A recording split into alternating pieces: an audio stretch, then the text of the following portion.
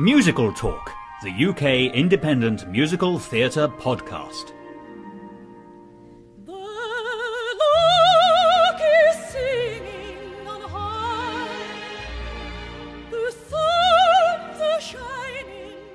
That great writer Julian Fellows is a huge fan of Ivor Novello's, and so on the show I have a man in the know, and we'll start with a couple of hellos. Hello. Hello. Well, that's me, Thos, and I was joined by Dr. Michael Williams, who is a world expert on the career of Ivor Novello.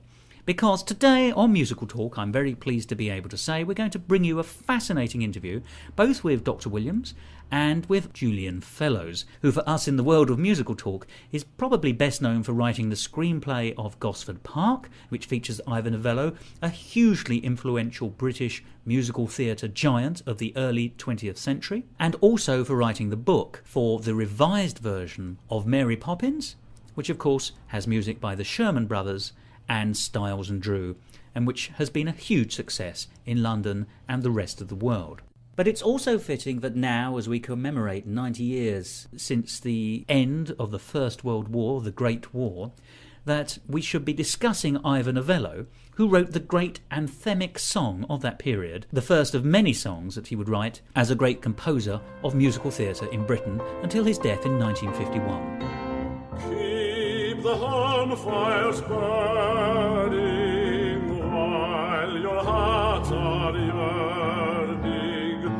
Oh, your lads are far away, they dream of home. There's a silver lining through the dark clouds shining. Turn the dark cloud inside out till the boys come home.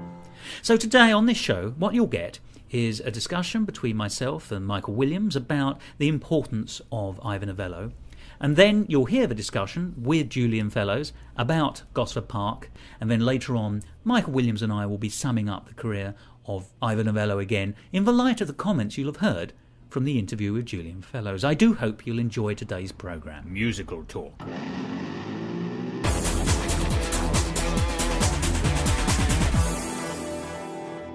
Well, as I said earlier, I was joined by Dr. Michael Williams, who is a world expert on the career of Ivor Novello.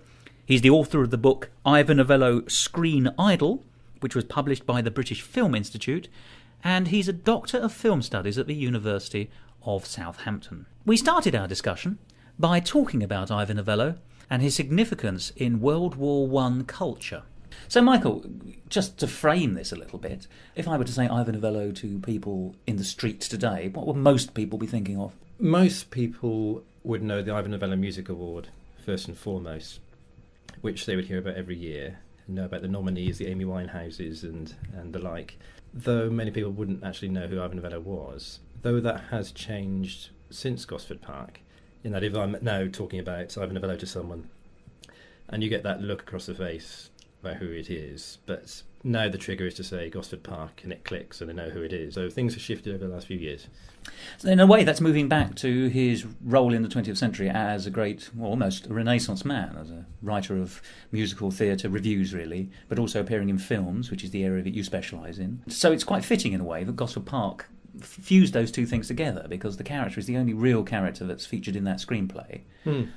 And he does sing songs, which is one of the reasons I think we're interested in that today. That's right. I mean, he was always a kind of cross-media personality, if you want to see it that way, anyway, certainly in the 20s. One of the first, would you say? He certainly pioneered it. I mean, if you think about the mid-20s, I mean, we may talk about The Rat later, but one of his plays, and also Downhill was another play he wrote, then became a Hitchcock film in 1927. But at the time, it was seen as somewhat pioneering that he toured the country with the West End production and went around it publicising both the stage version but at the same time the films he was appearing in, which resulted in these outbursts of hysteria among his admirers, and there are much publicised and exaggerated incidents, particularly around Manchester, where it talked about sort of flappers with their hearts aflutter and gathered around his car, kissing the wheels of his tyres, the tyres of his cars, trying to get close to their idol. And that was designed to, showcase himself, the work he did, but certainly stage and screen at the same time, and also downhill. It's an interesting example because when that was staged in London, that for some production there was a moment when the film was shown that the screen at one point would kind of raise, revealing Novello on stage. Really? In person. So there's a real hybrid there, playing between the theatre and the film, what that can do. Obviously playing to the appeal he had for particularly female, but not exclusively, audiences as well. The scene where it's a kind of shower sequence where he's kind of washing his feet was apparently the bit that the press really picked up on. So again, playing to his sex appeal for audiences there. And there are photographs of him from various films of the 1920s with him shirtless, aren't there? Which is actually quite forward for the period. It is, yes. In Downhill, there's a moment where he's taken by surprise in the showers, as it were. Thank you, Your Honour. There's a scene where as the doors have opened and one of the female cast kind of spies him there, and he quickly covers himself up in sort of embarrassment. If you think of the mid-20s, the big stars around then, Valentino, who he's certainly competing against, and Ramon Navarro on the rise then as well. He hasn't got their kind of sculptured physiques that the American stars had in particular, but it was certainly there for the delight of the audience. Made to look throwaway, but actually extremely deliberate.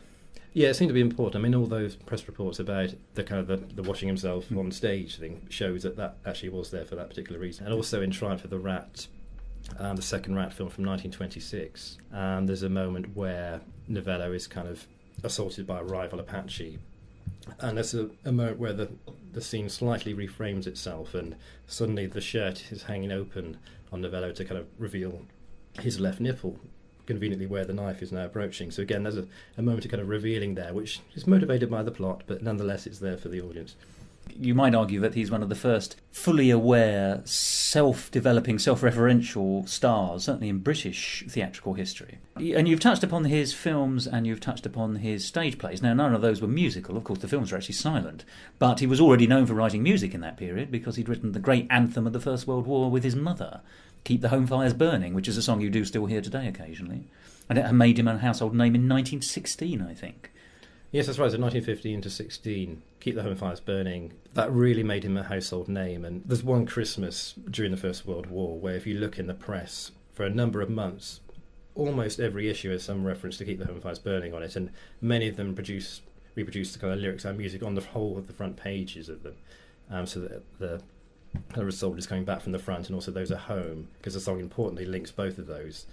It's about the loved ones thinking about the troops away in France, but it's also about those in France so wistfully thinking about the home as well. And the song worked because it wasn't overly optimistic, it was wistful. It was somehow reassuring about the qualities of home, about thinking of each other, but at the same time it did realise that things weren't right and they wouldn't necessarily turn out right either, which I think is quite important for Novello's persona, and that he's often perceived to be a very... Romantic? Oh yes, overly romantic, someone that isn't really relevant to their period, where actually I would argue that the opposite was true, that there is a wistfulness to many of his songs that often correspond to particular historical moments when that quality of uncertainty and a need for reassurance, a need for some other quality, was where he could step in and offer that. And I think that's often lost in the way he's looked back upon. There in 1916, if you look at what was happening with that song, almost every pantomime incorporated it, whether it's Puss in Boots.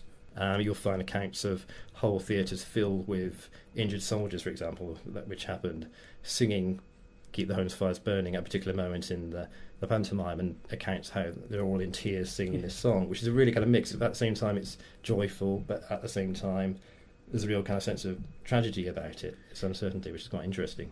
So he went straight in, essentially, in his music writing career. That's the song, that's very early on in his life, let alone his career, with an absolute corking hit. Obviously, in the context of the First World War, that would help.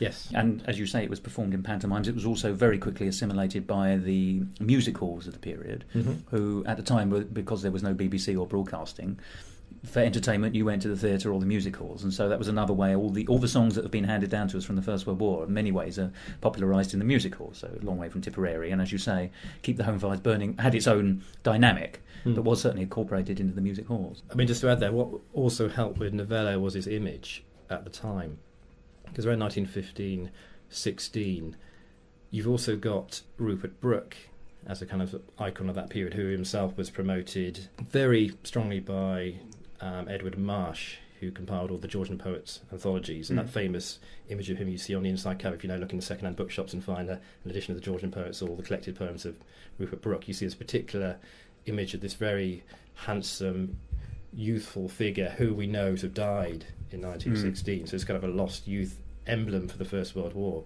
And if you look at the way that Novello was promoted when the papers were talking about Keep the Home Fires Burning, there is a similarity in the way that his photographic image was framed then, a certain type of slightly open-necked shirt. He was shown in profile. Novello's profile was very famous, was the famous thing about his image. You often see him turn to the side in the framing in a way that Brooke was similarly. And Novello himself had associations with Edward Marsh. Edward Marsh is kind of patron of the arts who took Rupert Brooke under his wing beforehand. Later on, Christopher Hassel as well, who also worked with Novello. He was one of the lyricists for Ivor Novello, wasn't he? Yes, and indeed he wrote the lyrics to one of the famous songs, And Her Mother Came Too, which is one of Ivor Novello's famous comic numbers. That's right, yes. But you were saying? And Edward Marsh, having already taken Rupert Brooke under his wing, then later worked on editing his anthologies, then took Novello under his wing as well, which is an interesting juxtaposition in terms of how Novello's known now as this very romantic, the kind of the lush operettas that he almost sentimental, in fact. Yes. Yeah. Then if you place him in the same world as not just Brooke but also Secret Sassoon, in that kind of whole collection of kind of war poets, the kind of the avant-garde of the and with whom he's at least alleged to have had an affair. That's right. They did have an affair, it seems. I mean, if you look in Secret Sassoon's diaries, you see there's a kind of gap, and Sassoon is said to have said after the affair that I despise Novello and all he stands for, which is quite interesting. Except when he was over me. Yeah, and if you look in Novello's guest book, if you go into the Theatre Museum archive, you can see it's got everyone who signed in. Gladys Cooper rolls in very early in the morning sometimes. You can see Secret Sassoon's signature there as well, so he was obviously there at that particular moment. It does correspond with the blank pages in Sassoon's diary. But there is an interesting tension there. So Marsh was trying to include Novello into this collection of sort of upcoming artists, and he hoped that Novello would become a great writer in that vein, and he had him do readings of Sassoon's poetry. Novello also composed settings for poems at the same time, and that really jarred with Sassoon, who felt that there was a certain kind of ragtime note to what Novello was doing, which jarred with Sassoon as well. So there's obviously an attraction there on some level, but there's also an artistic antagonism, yes. Antagonism, but it obviously didn't work out that way. I mean, I also heard that there were plans to develop a kind of biopic, a film biopic of Rupert Brooke's life, and I've heard that Marsh had in mind Novello for that role at one point, which is another kind of connection to that particular period. So, but things didn't carry on in that vein. But I would argue that when you look at the films of the 20s, and to some extent the music as well, the way that plays into this sort of slightly kind of melancholic air, a nostalgia for a past that didn't really exist, but is kind of hopeful, but at the same time it's very clear that it didn't exist or couldn't exist, this sense of impossible romance as well. If you look in films such as The Lodger, the Alfred Hitchcock film from 1926, the whole character he plays there somehow embodies this whole sort of post-war context where there's a changed masculinity there that's somehow conveying through this kind of very neurotic, nervous performance that he has there, some tensions involved in the context, because Novello himself was so strongly associated with the First World War himself through the song, but also this sexual ambiguity at the same time, the sense that in The Lodge he plays the eponymous lodger of the film who arrives at the Bunting house. This is one of the first great Hitchcock films, in fact, it has to be said. Hitchcock looked back on it and said, this is my first Hitchcock film, in the way he would. Much more slowly. Indeed. So Novello there is playing this person who's suspected of possibly being the Avenger, who's this murderer abroad on the foggy London streets who kills blonde women, of course. A kind of Jack the Ripper. Exactly, yes, very much in that vein. So Novello's there as this kind of suspect figure who made this murder, and there's a kind of sexual edge to it as well, because he's killing these blonde women, and we don't quite know what's happening there. So he's already this sexually suspect figure. He's also nervous and neurotic, and if you combine that with Novello's own homosexuality, which, while wasn't really explicitly voiced, was nonetheless there. It's always said that those in his, obviously, theatrical circles knew very well. Yes. Those who knew. Exactly. But of course, when you look back in the past, it's very difficult to find traces, evidence for that when you make readings. Although Yes, the New York Times, when it reviewed the film a year later, I guess as close as you could do in terms of alluding to Novello's sexuality, and said the now enters Mr. Novello looking pale and drawn and with a manner plainly saying that he very likely doesn't care for blondes at all. Which I think you can't get much bolder than that, really. So it's just on the right side of libel at the time. Yeah, exactly. So it's indicating there's a kind of, if you like, camp manner, or a performance style that is alluding to these kind of social, if you want to call it, traumas of the time in terms of the effects of the war and post-war masculinity in 1920. If you think of how many people were injured at that time, and the nervous illnesses in particular were increasing as the 20s went on. Combine that with this sexual edge as well. There's this kind of slightly indeterminate edge to Novello there. A sexually ambiguous Heathcliff is really what we're getting, I think, the way you're describing it. Yes, he's a figure, a very paradoxical kind of figure that is the big star of the time in terms of the way he appeals to audiences. And I mean, if you look at the lodger, these kind of great, big, glowing, luminous close-up kisses, as seen when Novello approaches ever closer to the camera, it looks like he's about to swallow it at one point. And the idea is that you're there in kind of in the mind of Daisy, the character played by June, that Novello's approaching you and is going to kiss you. So not so much filmed in CinemaScope, but in Endoscope, by the sounds of it. Almost, yeah. So he's this real figure of desire and passion, but at the same time he's there as a possible murderer, possible sex crimes around him as well. He's kind of neurotic, nervous, all those possible things. And just touching on his homosexuality exactly, as well. And all those things are kind of bound up together very ambiguously. Hitchcock, in his own way, when he kind of gradually kind of rewrites his own biography in every interview that he does, kind of indicates, it's difficult with Novello. He was such a big star at the time. Of course, Hitchcock wasn't. And if you look at the way the Lodger was reviewed, they're constantly misspelling his name. They don't really know who Hitchcock is. He's just he's just a director. He's just a director. Yes. Novello was the big thing at the time, and Hitchcock may have been a tension there. But Hitchcock said it's difficult. He's a star, and they're limited with what you can do with a star. But obviously, actually, Novello brings so much more to that role. And it's very easy to be critical of that kind of role. Just look back, as indeed on silent film as well. So many prejudices bound up with that you look on a film like that and say, it's very clanky, it's over-mannered. You'll hear Novello described as mannered, and theatrical is another word that always... In a damning sense. Exactly, yes. Without looking at what's really going on there, how does this chime in with the period itself? What about Novello is being brought to that role? There's so much more there, if you could be bothered to look for it, really. That's absolutely fascinating, because what's bizarre is you've painted for us a picture of Ivor Novello as a household name in nearly almost every aspect of the theatrical world he touches, by which I mean he was a star in films successfully with The Lodger, although later on his career goes off the boil a bit, and that's referred to in Gosford Park. He's a big name in terms of writing songs. I mean, he's written the hit of the First World War, but he wrote shows. In 1917 he wrote a musical called Theodore and Company, and he's big in the theatre. He's big writing musicals. He's writing songs. He's appearing in films. There's pretty much, and this is before radio. Radio really starts broadcasting in this country in the 20s. So he's a star before that and continues to be a star throughout the 20s and all the way up to his death in 1951. But what's odd in Gosford Park is, of course, he impresses the staff below stairs because everybody knows who he is. But he's actually nobody in the upper class circles of Gosford Park. He has to get his way into that particular milieu. This is the fictional Ivor Novello, but of course in a way it's reflecting of the time, that he actually gets in by being a distant relative of a member of the aristocracy. That's his entrance into that particular world. And of course there's a whole raft of things where he's observing them so that he can copy them. He's got this sort of Noel Coward thing going on. In fact, Noel Coward is the man who's most often sort of quoted as the parallel to Ivor Novello of this period, in the sense that they're both very successful in various spheres, and both slightly coming from modest backgrounds, attempting to seem a bit posher than they actually are. And you see that quite clearly in Gosford Park. Now, in a minute, we'll go over to the Julian Fellows interview, but just to say briefly before we move in, Gosford Park is important because, for us as fans of musical theatre and musicals, that Ivor Novello, or Jeremy Northam, who plays Ivor Novello, sings many of the songs that Ivor Novello had made famous. So, if you see Gosford Park, do listen out for those songs and you'll get a feel for the kind of thing that Ivor Novello did. But perhaps it would be interesting now to move over to Julian Fellows, famous actor, famous playwright, and in this case a teleplay or screenplay writer for Gosford Park. Musical Talk, the UK independent musical theatre podcast. Thank you very much, Julian, for agreeing to speak to Musical Talk. You're probably best known as the book writer for Mary Poppins, but you also do have, if I may say, a connection into musical theatre through a particular individual who you placed in the screenplay of your excellent film Gosford Park, and that's Ivor Novello. Ivor Novello. And I think it's fair to say that you have almost single-handedly re-kick-started his career, which had been languishing somewhat.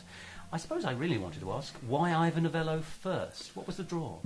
Well, I'd love to take credit for it, as I would for almost anything, but the truth is that Ivor Novello was in Gosford Park because of Bob Altman.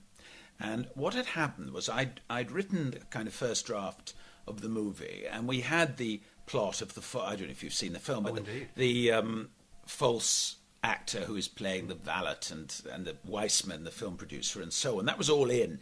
And I think originally he'd got into the house because he was a friend of William McCordle or something. I can't remember now, but it wasn't as good.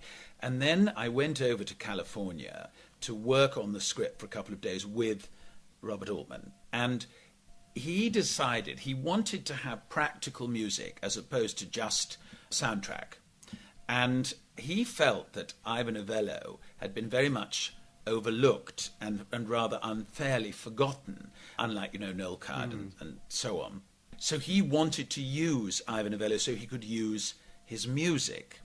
And obviously I could see at once that this would be a much better introduction for the show business plot if we made Ivor Novello the reason they were there, because he was a sort of bridge between England and show business in narrative terms. Bob said, we'll make him a cousin of Sylvia. I said, no, I don't think he was a cousin of Sylvia, but he might be a cousin of William. So in fact, he becomes William's first cousin, and their mothers are sisters, or I forget now, which of course was quite right, because then that also served the McCordle story, that you realise he'd come a long way and so on. Anyway, I came home to England and I started to read a biography of Ivor Novello, and I assumed up till then that he would have to be a kind of the big I Am character, like Flarepath or something like that, where the movie star comes in and so on. And then I realised it was actually much more interesting than that, because we had decided already, long before, that the time that the film was taking place was November 1932. And the reason for this is we wanted that way of life more or less at its last gasp, at the end before the war. I said it had to be a sporting weekend. It had to revolve around sport for those people, and basically that's either hunting or shooting in that context, and shooting is better if you want the women and so on, blah blah. Yeah, the fishing element is always less interesting, isn't it? Yes, and slight fishing house parties I don't think rings very true. So we'd gone for shooting, and that pushed us into the winter. Bob didn't want Christmas because he just felt it was kind of a cliche to see Christmas trees and all that stuff. And neither of us wanted the Nazis, because in almost every film in the 30s, there's some great subtext about the Nazis, and we just felt that had been done. And because the Nazis burnt down the Reichstag in January 1933, we felt that November 32 was the last time when feasibly nobody would talk about the government in Germany.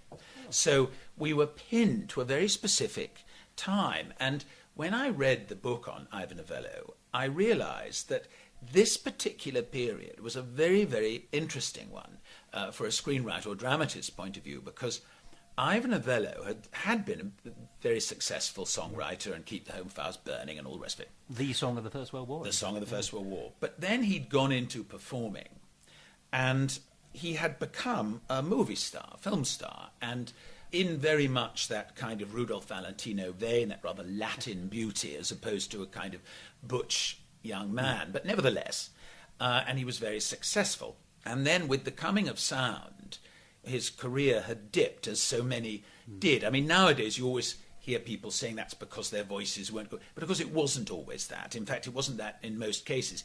What it was is that sound created a reality demand that was different to the pantomimic entertainment of the silent screen. And what they wanted was James Cagney and Mae Marsh and these very real people suddenly enacting dramas, as opposed to the almost balletic business of the silent movie. And so people like Pola Negri or whatever it was belonged in that other tradition. But anyway, of course it's easy to say these things long after the event, and at the time some people, some Ronald Coleman or Madeleine Carroll or whatever, were getting through, and they all were thinking, what can I do that will revive my career? And Novello had this tremendous success with a silent movie called The Lodger, By Alfred Hitchcock. Well, that was the key factor. He didn't really understand that the important detail was it had been directed by a young Alfred Hitchcock. So his idea was he would remake The Lodger as a talkie, and of course it would be immensely successful, and then he would be off and away.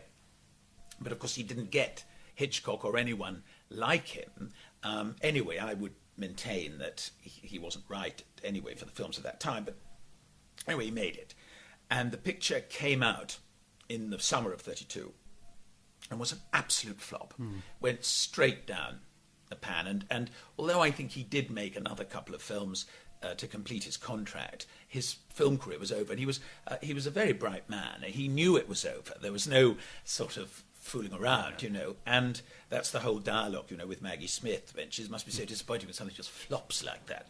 And, yes, it is rather, I believe, is that. Well, and at that time, in November 32, he was in the middle of this, I always hesitate to use words like depression, which have been sort of taken by our modern, rather self-important age, but nevertheless, it was a very down period for him, because he thought what he was looking at was losing all his celebrity, losing his stardom, and going back to being a songwriter. Well, there are worse fates on earth, but nevertheless, when you have been a great star, that was quite hard. And, we now know that the great musical shows and Glamorous Nights and For Chance to Dream, the dancing years, was all to come. But, of course, he didn't know that. And suddenly this character, instead of being this great egomaniac, became this rather depressed, doubting figure that some of them regarded as a great star, like Mabel. Indeed. And Lady Trentham, of course, thought was rather common and a bore and so on. And that makes him much more interesting dramatically, because he has this kind of self-undermine. That moment when Weissman says to him, "How can you stand these people?" And he says, "You forget I make my living impersonating them," is very self-abnegating. So as soon as I'd read that, I thought, well, this is actually a much more interesting addition to the cast. And then we went into the music. And actually, all the music, we were pretty rigorous, not for the theme of the movie, which I think is Waltz of My Heart. But the opening section with Lady Trentham's car in the rain. As it comes in, is Waltz of My Heart. But all the songs he actually plays are pre-November 1932, with the sole exception of a phrase of Waltz of My Heart, because it hadn't then been selected for the film. We were making the picture, and I've always liked it. And I thought, well, I'm going to put this in, but of course it hadn't come out. It was years later. And so there's a moment when Sylvia says, "What are you playing? I don't think I know that." And he says, "Oh, it's just something I've been fiddling with." Oh.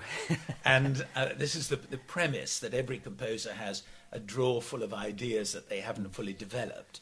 And so that's how I got round it. So how well did you know his canon, shall we say? Well, I knew sort of some of the big ones, I think the problem for the Novello revival, which I have to say, I'm very glad came out of Gosford. There were tremendous renewed interest, and they re-recorded. Jeremy Northam himself did a recording, I think, of Novello, and all of that I think was absolutely great. But his librettos are really not suitable to this generation. They are very sentimental. They have very little narrative. They're not very funny. They're not witty. No.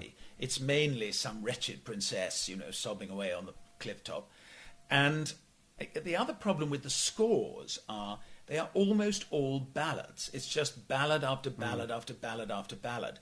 And there was an idea at one time of the three of us who did the music for Mary Poppins, George Stiles and Anthony Drew, who did the music and lyrics, and I, possibly reworking one of the Novello musicals, but we weren't really allowed to alter. It's always that thing when they say you can do what you like, but of course you can't do what you like. And I'm not really fighting that. They feel they have to protect his memory and everything, which is okay by me. But it is languishing. Well, the difficulty is I just don't think. I think the Guardians are unrealistic in thinking that there is a market for them as they are written beyond the amateur. And until they bite on the bullet, that they have to be completely restructured and rewritten. And then you have to find numbers that can be chorus numbers, numbers that can be point numbers, all of this stuff. The other thing is that, of course, Novello couldn't sing. I mean, the only real cheat we do in Gosford Park is he has a beautiful singing voice, which is not the case. He did play and accompany himself at the odd country house, although he was never, which I hope is clear in the film, he has a reason to be there, which is to bring his friend in. He was never a country house crawler like Coward or some of the others. He was very unsnobbish, funnily enough, Novello. He was interested in show business, and he liked knowing all the stars and all the people of the day and so on. But he wasn't, I mean, you know, I suppose everyone at that time particularly but likes the old duchess at their dinner table. But he wasn't one of his great motivators, social advancement. Yeah. He wasn't a snob in that way. He wasn't a creep in that way, because what he couldn't do anyway was sing. And he played a bit, but it was more to kind of do comic numbers. He would do Mother Came Too or something, which is a half Rex Harrison spoken number. And possibly the one he's still most remembered for. That funny, it's a good song, actually. And that is the genuinely funny one, I think, in his canon. Some of the funny ones aren't funny. I mean, the one I resisted, rather, and I wish we hadn't used, was If You Wonder What a Duke Would Be, or something, which I think is as funny as cold porridge. But anyway, we cheated on that, and we made the singer good. But the point of that is that his character in all King's Rhapsody, you know, Glamorous Nights, The Dancing Years, whatever, his character never sings. Because very early on he gave himself, I think, one song, and it was a flop every night, and he took it out. And again, I think nowadays, if one was mounting the show, you would have to alter that and give some musical value to the part of the male lead. But I mean, you know, all of that means changing it. I have to ask, do you feel any personal affinity with Novello? And the reason I ask, forgive me, it's the most appalling cod psychological question. That very line you quoted about, I spend a great deal of my time impersonating them, and I hope you'll forgive me when I say you're probably best known, in Britain at least, partly for your appearances as a member of the aristocracy in Monarch of the Glen. And also, forgive me, you write and you create, but you seem to be an acute observer of the people you portray. And Ivor Novello, in the film, you've cleverly written him in such a way as he's the one who's licensed. He's not a fraud, but he's a licensed impersonator. When you've got other non-licensed impersonators in that plot, people pretending to be who they aren't, across the spectrum, in fact. Well, everyone is impersonating something, if it's only themselves. You try to put forward a facsimile of yourself as a working, functional being, as opposed to a silent scream. And, I think that's part of being alive.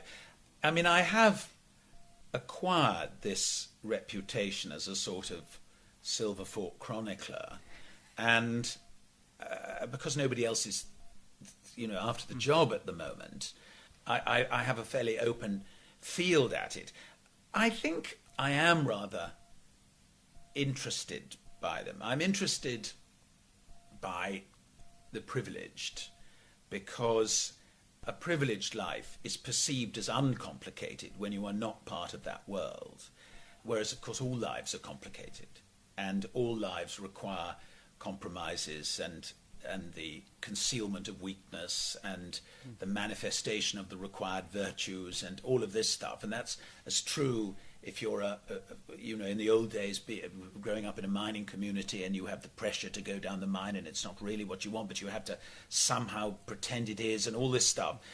There is no different really in that to some girl being pushed into a debutante's ball when all she wants to do is run and hide.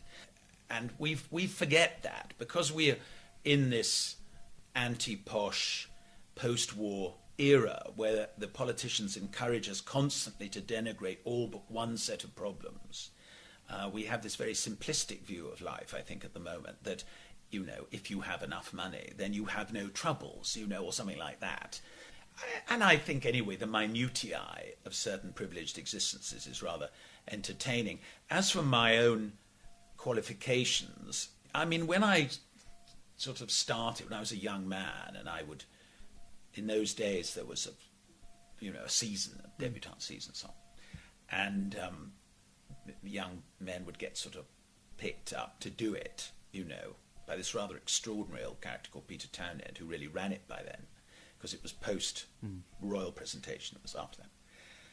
And I went in, but I was a very kind of junior member. I mean, I was sort of in that world, but at the bottom end of it. And I think that's a better position to observe. I think when you're a very senior member, if you were one of the great catches of the year, you know, you have this tremendously velvet-gloved treatment. But that was never me. I mean, I was always, you know, in the room next to Nanny with the lumpy bed. And so nobody made a fuss at me or laughed at my jokes when they weren't funny. And I think that you do get a sort of rather, not jaundiced exactly, but I think you get a kind of detailed view of them. And then I went into the theatre, I mean, you know, which was a departure, more of a departure then than it would be now, I think. I mean, I'm talking, you know, whatever, 40 years or 35 years ago. And it was still considered pretty mad. But after I'd sort of gone through that, I very much dropped out of the world I grew up in when I was in the theatre at the beginning. But after a few years, I came back to London in the West End, and it was kind of fun, actually, for some of my old friends to find they knew someone in a play at the Comedy Theatre, you know. So suddenly I started to pick them all up again. They weren't interested when I was suffering in rep, you know, it was just boring and mad. But except for a few locals who would just do my laundry. I mean, I've always lived a kind of slightly schizophrenic, kind of dichotomous life in this area. I mean, I remember when I was in Northampton Rep, you know, and I was living on £18 a week, and I was really living on £18 a week because my parents were quite supportive, but they wouldn't give me any allowance. They said, no, if you can't make this work, then let's find out sooner rather than later. And then there was a sort of huge, great house nearby where I'd been at school with the eldest son and the mother, very, very nice woman, actually.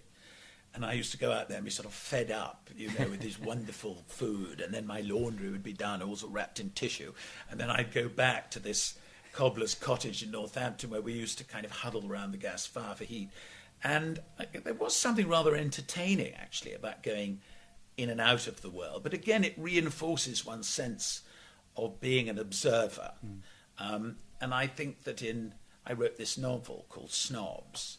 And I was looking at it the other day for something else, and the narrator you very much get the sense that he's a sort of insider-outsider, that he knows these people and he likes them and he's known them for a long time, but at the same time he's sort of slightly outside what their life experience is. And I suppose that is what I feel, really. I mean, I also, you know, Oscar Wilde said of education, you know, ignorance is an exotic flower, touch it and the bloom is gone, and the same is really true, I think, of a privileged life, that when you never come out of it, you have one view of it all. But when circumstance takes you outside, either a career or, in many cases, of course, as I used to hear from my mother, the war for a lot of these men and women was a very learning experience, and they became not friendly. I think, you know, often people are either friendly or not friendly. I don't think it has much to do with class, but they were working alongside. They had good friends who came from very different backgrounds to them because of the war. And I think a lot of them never quite went back to the state of almost innocence that they had existed in before. The state of your grace.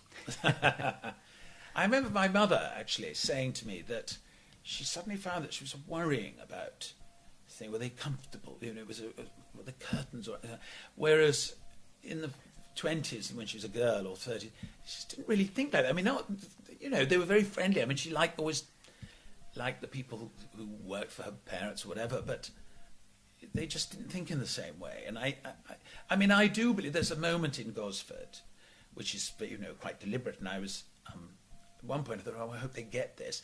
When she says, oh no, I want that shirt, I'll wear that shirt tomorrow for shooting, and the maid has to go and just to wash it at midnight, just to iron it, and she comes in with the breakfast and this thing, and she's had this horrible experience when she was washing it of finding the other two, and the whole thing's been incredibly traumatic.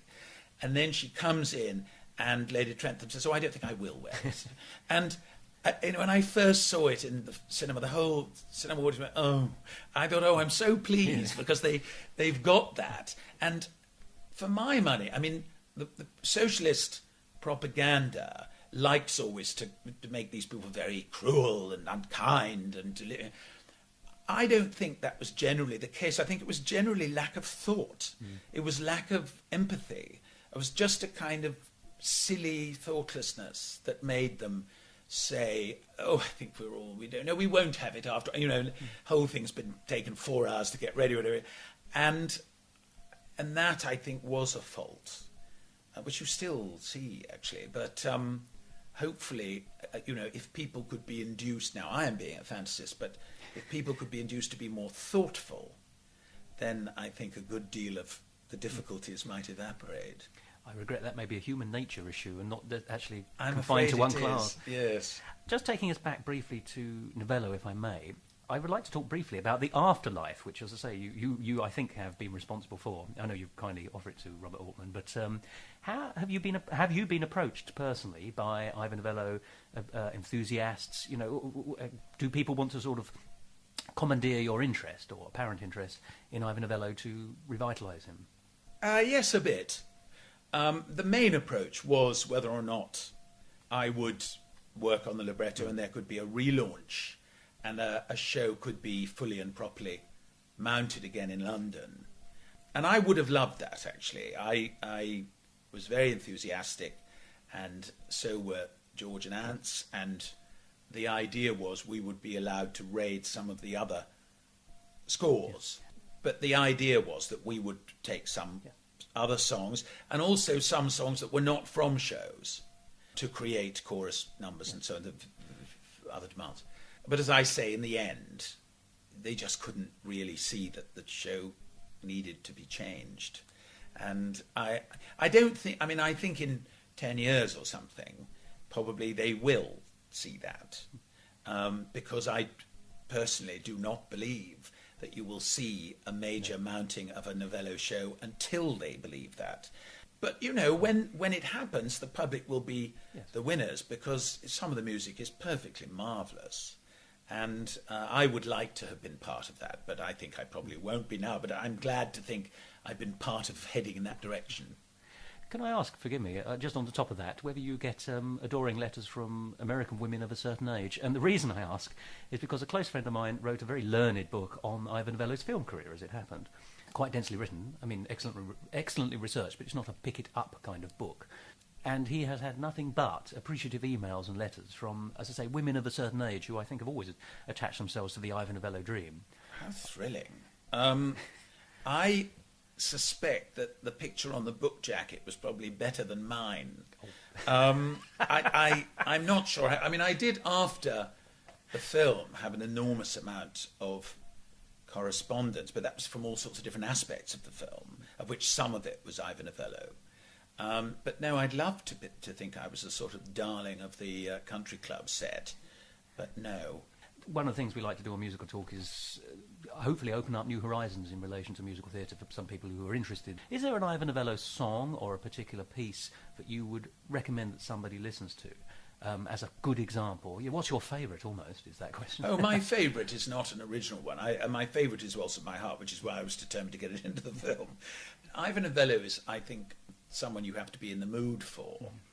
And what he is part of is a tradition in show business which is rather lost now, which is that very sumptuous, very glamorous kind of show business, but not in the American glamour way. American glamour, which is film stars and that kind of thing, they still have to a certain extent, and you still see these glamorous stars on the red carpet and blah, blah, blah.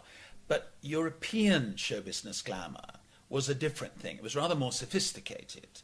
And those people like, who are the great names? Hildegard. Well, yeah, sort of Anna, I was thinking more kind of Anna Neagle and, who is that wonderful Vanessa Lee? And they were great ladies as well as being great stars, and they dressed beautifully, and it was very sophisticated and witty. And Noel Coward, the plays are very glamorous.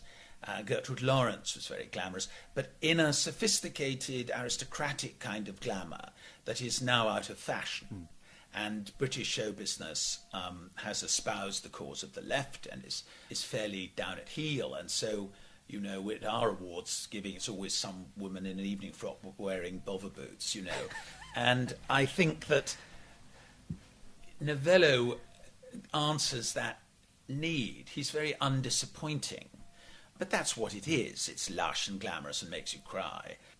And I think if that's what you're after, then he's your tonic. You could almost argue, and I'd be quite happy to be argued against this, but you could argue that Andrew Lloyd Webber is the nearest thing we have to, not as a personality, but the kind of shows are lush in a slightly more British tradition, and very nearly operetta. Although I accept that the parallels tend to drop off a little bit after that. Well, yeah, but I agree with that, really. I mean, I think Phantom or something is a lush, romantic, glamorous show. No, I agree with that. I think he is the nearest we've got to that. But of course, he isn't backed up by the show business around it that he's operating in.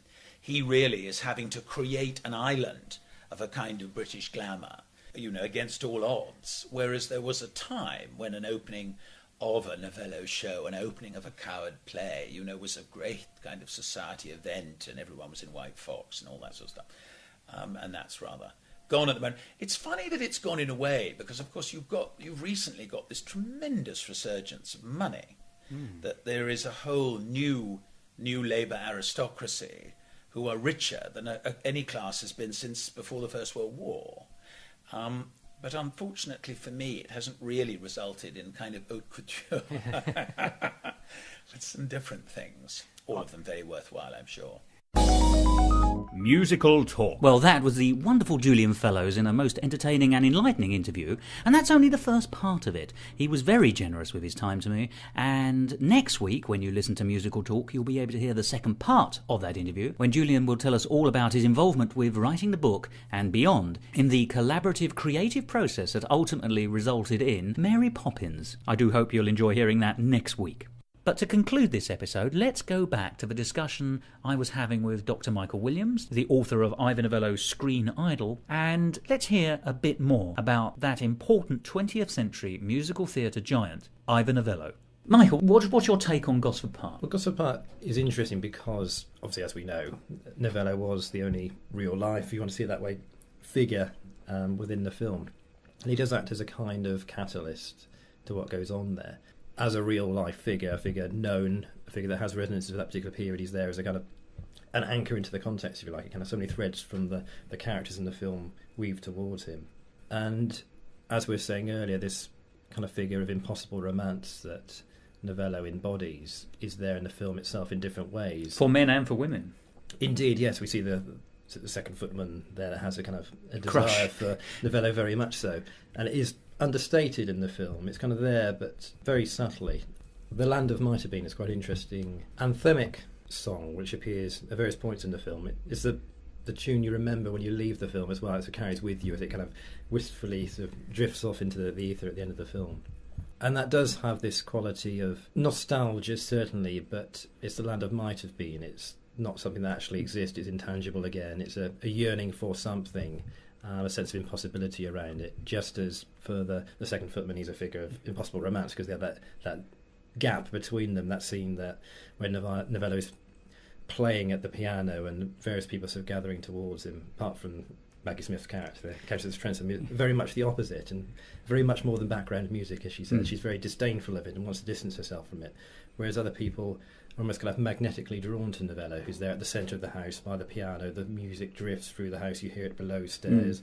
People start to form groups together and listen in different social spaces. They're stratified throughout the house in that way. And I believe, as Julian Fellows has remarked, it shows the social divisions in the house at that time. Obviously, it's after the First World War, anticipating for us the one that to come as well. The sense of this is a world that's going to dissipate and disappear. It is the land of might have been to some extent. There's a doomed quality to the more aristocratic characters in the film, the Countess of Trent and Maggie Smith's character, because she's so disdainful for this popular culture intruding into her world there. She wants to distance herself from it, and quite sort of vocally, very acerically in the dialogue that she has there. No, don't. You'll just encourage him. But in doing so, there's a kind of doomed sense in that she's not adapting to the modern world there. She's becoming ever further removed from it, in a way. Time marches on, but she doesn't. Yes, for those below stairs, and also the more middle-class characters there that kind of sit with Novello at the piano, have a connection to it somehow. That's almost what's to come. The poor wife, for example. Yes. Yes. Exactly. So you can see a division. You've got social history written via Novello within the whole household there. So it's quite interesting that he's there as a character that is impossibly romantic, but is entirely bound up with British social history from the last 20 years odd, really. I mean, we're retconning that song, but I agree that that's what the film itself does that, doesn't it? And quite deliberately so. The choice of music in the films is quite interesting, I think, actually, because I think it showcases Ivor Novello quite well, because, as Julian Fellows says in his interview, there aren't many comic numbers, there aren't many lively numbers in an Ivor Novello songbook. They're mostly sentimental ballads, after ballad, after ballad, after ballad, and you get a slightly wider range in the film. Not necessarily all of them being very funny. There's that one about being a duke, what a duke should be, which isn't tremendously fantastic, it has to be said. But my favourite song from the film, apart from the lovely Waltz of You, My Heart opening music, which is not done as a song, but just as a opening theme, instrumentally, is Why Isn't It You? Which, once again, is a Christopher Hassel lyric.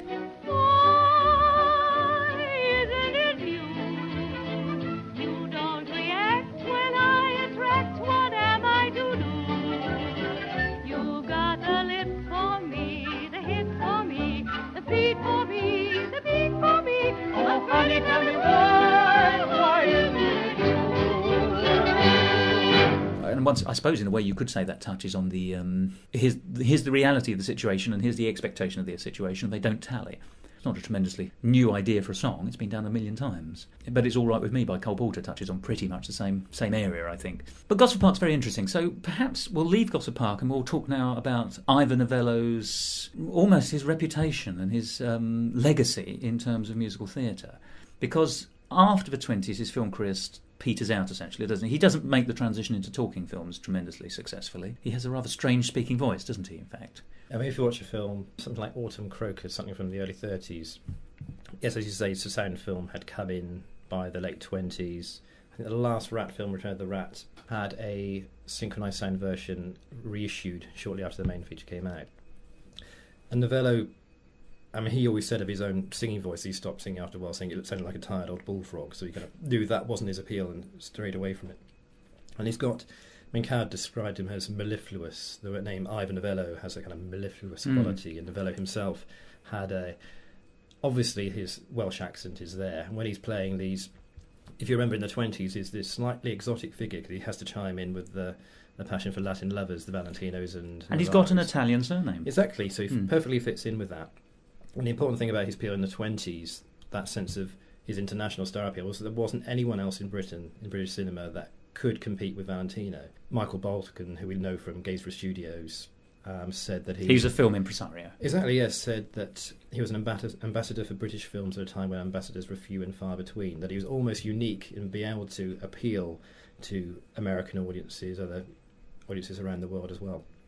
And so he has that unique quality in 20s based on a slightly ambiguous ethnicity, in that if you look at reviews in America, they don't quite know where he comes from. He's either Welsh, Irish or Spanish, Italian. They kind of don't quite know, which is really important, because that's exactly the appeal of, because Navarro was Mexican but was seen to be kind of this very ambiguous category of the Latin lover. So everything about the 20s film and the silent, importantly silent film at the time, was that it was ambiguous, it was unspecified. As soon as he starts to speak, it becomes more specified. And he has this accent that somehow takes you on a grand tour around Europe. It's a bit sing-songy, yes. Well, it always sounds Italian-Welsh to me, which is not necessarily the most lovely voice. Yeah, and it does have that sing-song quality, because when you hear the records that were written at the time with him sort of introducing his songs, it does have that kind of meter to it when he's talking. Whoa, mamma mia, look at you! Yes, perhaps not quite that. So it does become a quality that maybe counteracts the main appeals of Novello. I think it's a very disconcerting voice. It's not a voice I like. He is very pleasing on the eye, but he's not very pleasing on the ear. Yes, and it almost is then becoming more of a parody of his appeal there as well towards the end, where you get a series of kind of Ruritanian settings with him there. Now, what we've moved on to here is, in fact, the last phase of his creative career, if you like, up to his death in 1951, where he wrote lots of what best termed reviews, musical operettas, really, I suppose, actually, in some senses, remembered now as being highly sentimental, review, operetta kind of things, much more sentimental than was going on with the rest of British theatrical productions at the time. Noel Coward wasn't, after Bittersweet, Noel Coward wasn't doing that kind of thing. And indeed, really, Ivor Novello is, if you like, the last of the operettas, possibly until Andrew Lloyd Webber, if you want to get into that debate. But and spectaculars as well. It's about the staging and the big effects, the line is going down and all of that. Which is once again Lloyd Webber territory. And he was doing that in the 30s, 40s and indeed 50s, because he died whilst Against the Word, which was his last show, was actually still in production. Sorry, you were about to say that he'd moved on to this final phase. Yeah, I mean, if you look at the phases of Novello's career, you've got the kind of the boy chorister period, but then you've got the defining point of Keep the Home Fires Burning, which takes him into music and therefore into popular culture, and the fashioning of his image as well, which tailored into his film career, which begins 1919 in France, interestingly, then back in the UK, where it really boomed throughout the 20s. So he got the real film career, but at the same time as that, he's writing with Constance Collier, The Rat, which spawned 3 films. Successful films. Very successful films. And indeed, at the time of recording, one of them is about to be reshown at the National Film Theatre. Indeed. In London. And that is The Triumph of the Rat, I believe, which is probably the best of the 3 films as well. It's a bit more playful, quite an interesting film.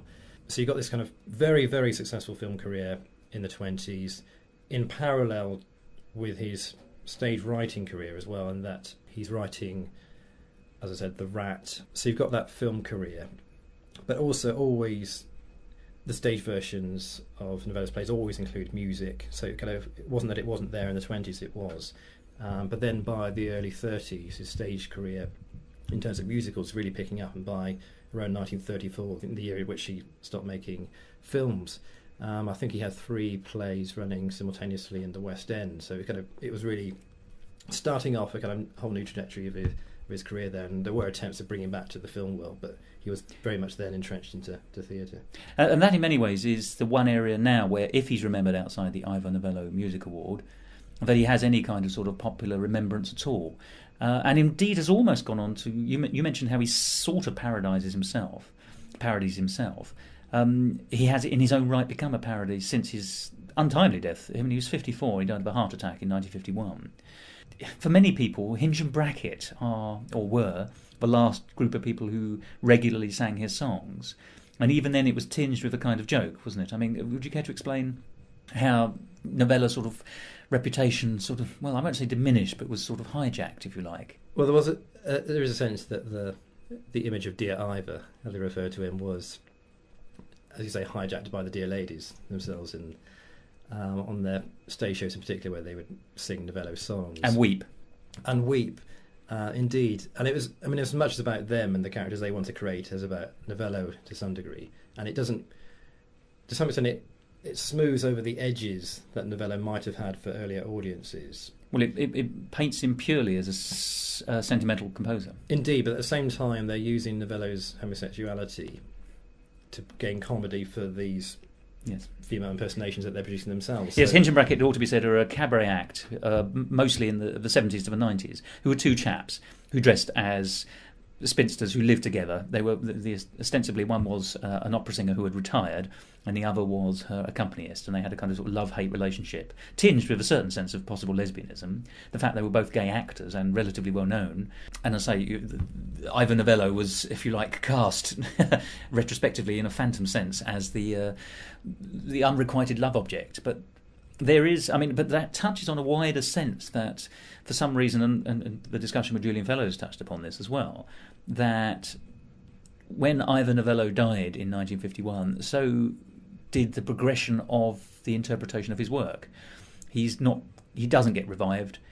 It's sort of died in the, whereas Coward has lived on beyond his death, if you pardon the expression, Ivor Novello hasn't. And he's now sort of pickled in a kind of sentimental aspect. He's sort of seen only as writing these sentimental things. When, as you say, there's rather more to him than that. And there's this sense that there's a whole body of people trying to protect his reputation and image, and in so doing have stopped his reputation and image ever developing. And so, in fact, it's actually now damaged beyond any kind of, hope of repair in some senses. And so it's a mixture of women of a certain age, probably most of whom would now be dead, but certainly up until the 70s and 80s, and women of a certain age who have still held a torch for him. And a whole raft of men who were holding the estate, as I say, in sort of stasis. Yeah, there's a whole number of things at play here. I mean, as we've discussed already, Novello was hugely successful and popular in the things he did during his lifetime, in the various stages of his career. Some of those things are exactly the right thing for their particular historical moment, and if you're unaware of those connections, and a film like Gosford Park almost tries to write them back in again, you kind of lose that sense of vitality. Yes. Having the reference towards him. Which is a song that he wrote and was sung by Cicely Courtnidge, and Indeed. it's well worth catching because it's is. very good. A very lively song. So there's that sense of kind of his connection which has been lost, but it's also the career decisions he made as well, in terms of he decided to focus on his stage career in the early 30s. He tried twice to have a film career in Hollywood. He went over first in 1923-24. He worked with D.W. Griffith there. Didn't quite work out, came back, and then he tried again in the early 30s. But there is a sense that Hollywood didn't quite know what to do and what kind of roles to cast him in. And he ended up working for MGM writing dialogue, including for Tarzan the Ape Man. And the often misquoted me, Tarzan, you Jane line, you can link to Novello, which is not a connection you would expect necessarily. So he wrote that, or is it at least attributed? Indeed, yeah, and if you look at the titles of the film, you'll see his name pop up there. That didn't quite work out. So there is a kind of sense of misfiring in the early 30s in terms of the film work. Some of it is very interesting, worth catching. Some of it, as we were saying earlier, is a bit of a pastiche of what he was before in the 20s. That could have maybe resolved itself, but he made a decision to work on the stage, as evidently that was working so well. So in 1934 he goes to the stage. So it's a career decision not to work in film. Whereas if you look at someone, there is a quite easy connection to maybe with Coward, which works sometimes, but maybe it's not always worth pursuing entirely the Coward link there. But the difference between him and Novello in some ways is that because Novello couldn't sing and had a slightly odd voice, he was slightly closed off to some of the talking opportunities, radio, film, television. Whereas Coward could perform his own materials, as you say. I mean, it's not to say that Ivor Novello didn't perform, because he did turn up in all his own shows. They're all written around a non-singing central character, playboy, Ivor Novello. Exactly, and when you read the reviews and look at it, it's entirely important that he should be there on stage as well, because he had a performance that worked, but it wasn't a kind of acerbic wit that could be put on the page and quite easily worked for other generations as well. It worked very much for its own time. It's a different kind of performance there, and therefore as he kind of removed himself from the film world, unlike Coward, who kept working within it. Coward then went on, 1969, The Italian Job, to create this kind of reworked image of himself, this parody. Bunny Lake is Missing, another British film where he appears as this collector objet d'art. It's very much, again, the same image being reworked there. So there is a kind of typecasting that Coward put himself in that worked for those films. It could easily exportable for American audiences as well. So all that was removed from Novello, both by decision and by his death in 1951 as well, because of so much what Novello did was about an idea of Britishness and nostalgia and the stage, and also in his film as well, which wasn't looked upon kindly a certain period, and also the silent films as well. It's only in the last 20 years that particularly British silent film has been reassessed and revisited. So again, there's a whole level of prejudice there that has to be worked around before you get to Novello and rediscover him. In many ways, then, I suppose what we're saying is that that Ivor Novello suffered in the same way that Noel Coward did in the 60s, in some sense, at least in Britain, that there was a backlash against what was seen as middle-class theatre. Terence Rattigan suffers, Coward suffers, and posthumously, Ivor Novello suffers, except that he doesn't live long enough because he's already dead to get through the other end of it. That's right. Yeah. Yes, because Coward was able to do that. That's very interesting. So touching briefly upon his operettas, which are, if you like, the last phase, as we've discussed, there's The Dancing Years, which is possibly the most successful. That's the 1939 one. But there's also Gaze the Word, Perchance to Dream. And he built up a little repertory company, didn't he, of people around him. There were people like Olive Gray, Zena Dare, and I believe Margaret Rutherford and Joyce Grenfell were also huge fans, and were in his, if you like, coterie, would appear in his shows. He died of a heart attack in 1951, and very quickly his sort of reputation disappeared, and now almost entirely the remembrance of him has disappeared. But if I were to ask you, can you name a few songs that people might have heard of? We've touched Home Fires Burning, we've mentioned And Her Mother Came Too, Waltz of My Heart was in Gosford Park, as was The Land That Might Have Been. I mean, Keep the Home Fires Burning will be perhaps the song that's best remembered, although followed close on by another war song in We'll Gather Lilacs. And that's really one of those songs that periodically is revived, in fact. Yeah, it's probably, next to Home Fires, is probably the one you're most likely to hear being used. Again, often to evoke the context as well, the kind of the wartime setting.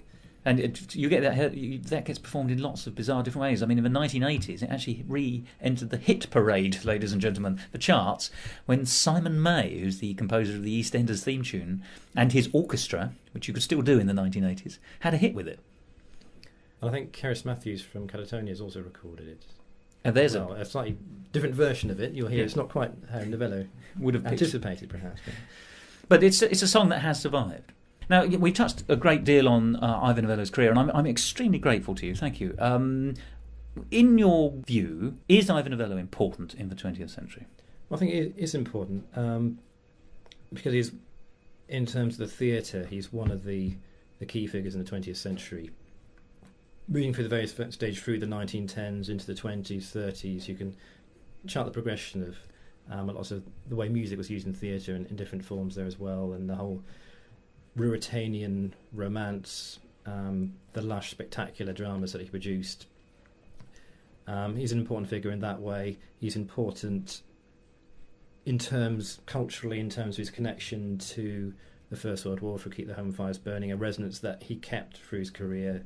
He was the biggest star of British cinema in the 1920s, and also at that time the first major star in British film. You've got Betty Balfour as well, keeping the female side up as well, but it's very much Novello was the exportable image of British film at the time.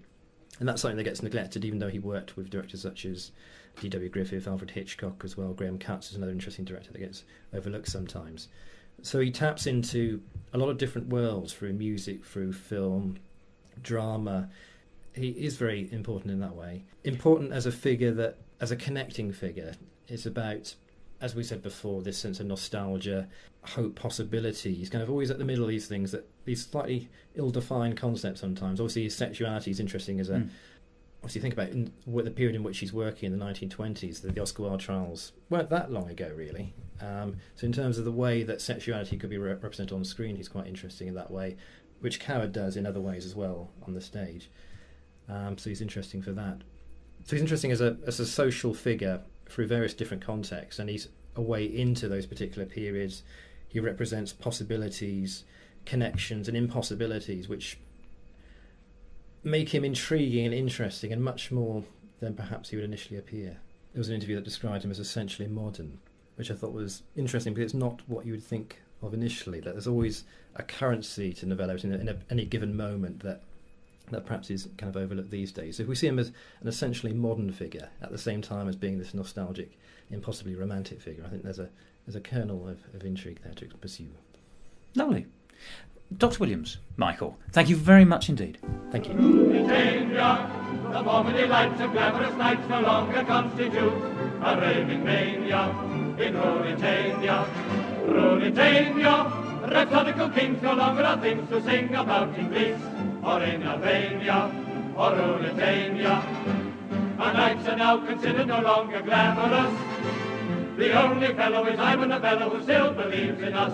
Ruritania, as nobody cares for foreign affairs, we're going rather swiftly down the drain, yeah. In Ruritania, in Ruritania.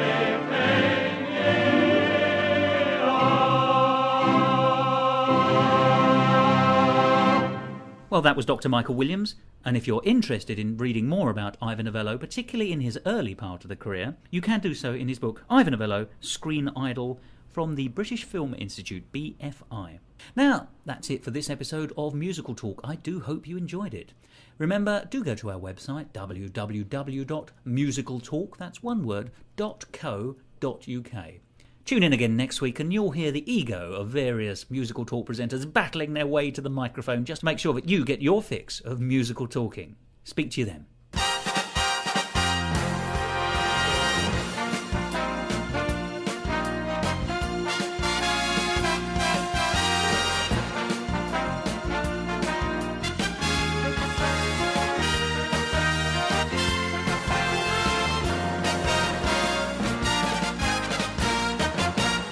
This has been a Musical Talk production, copyright 2008. And here are some musical out talks. Right. Are you happy giving me a level? Is there anything particularly you'd like me to say for this level? Is that enough? That's about right. Do you want to get a little closer? No. He'll be talking about his creative involvement with Styles and Drew on Chitty Chitty Bang Bang, the stage musical. No, he's not, because he did Mary Poppins. I've got it in my head for some reason that Julian Fellows did Chitty Chitty Bang Bang. I said it to him as well, and he corrected me on the day. It's very embarrassing. He's the author of the book Ivor Novello's Screen Idol. That's right, isn't it? That is right. Okay, so, and he built up a little repertory company, didn't he, of people around him. There were people like Olive Gray, Zena Dare, and I believe Margaret Rutherford and Joyce Grenfell were also huge fans, and were in his, if you like, coterie, would appear in his shows. So, what can you tell us about those? Nothing at all. Nothing. Fine. Well, I mean, so... To say, we want this to be a happy experience for Okay, you. yeah. And obviously, the more relaxed you feel, the better it is for the listeners. Too. Well, I mean, just don't use anything when I sound a complete prick. I'm sure that won't happen. But they've been primed by me to expect me to be one, so... splendid. Well, if you're happy... For Novello, to be honest, this is bang, bang, bang. I better explain it on the soundtrack. The bang, bang, bang is not happening in this flat. I think it's builders chucking rubbish away. I've lost my thread there. I can't remember what I was saying. You were saying that he wasn't one of the great creeps, shall we say, No, like Howard, perhaps. He wasn't how much they need to be changed. Oh, my God. As long as the building's not on fire, that's fine. That will be in the final edit. Hello? Oh, darling, I'm right in the middle of an interview in my flat. Yes. Okay. Bye. Now, I'd love to say I can turn this off, but I don't know how to turn it off, so we'll have to have that as a natural break. That's perfectly fine. We edit these anyway, and it's... Anyway, that's that. We finished that, really. The show needed to be a family show. Oh, I'm sorry. No, that's fine. Hello? Hello? Pammy, darling. I'm very, very good. But I'm doing an interview at the moment. And Emma's in Dorset. No, she's down there with Peregrine, darling. I will go back to my interviewer, who's looking very cross.